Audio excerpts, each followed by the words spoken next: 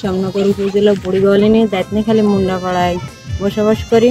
নিজস্ব কোনো জায়গা নেই, আমরা হাট জায়গায় বসবাস করি। আমাদের এখানে মুন্ডা পরিবার আছে 35টি এবং মুসলিম পরিবার আছে 15টি। আমরা সকলেই একত্রিতভাবে বসবাস করি। গরমের সময় এখানে পানি থাকে না, এখানে পানির খুবই কষ্ট হয়। তো আমাদের এখানে কারিতাস থেকে আমাদের একটা সুন্দর একটা পরিবেশ খনন করে দিয়েছে এবং আমরা সকলেই এখানে আগে চেয়ে গোসল করা হোক বা খেতে হালকা সবজি লাগানোর জন্য যে পানিটা ব্যবহার করি আমরা এখান থেকেই এখন ব্যবহার করতে পারতেছি। আমাদের এইখানে অনেক মিষ্টি জলের অভাব।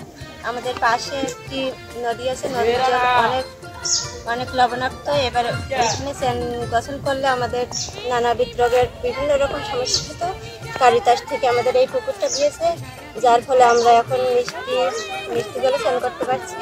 ফলে আমরা অনেক সুস্থ আছি এবং আমাদের প্রতিদিনের যে নিত্য প্রয়োজনীয় কাজকর্ম আমরা এই জলে করতে পারি। কারিতাস এবং ক্যাফারকে ধন্যবাদ জানাচ্ছি এই পুকুরটা খনন করার জন্য।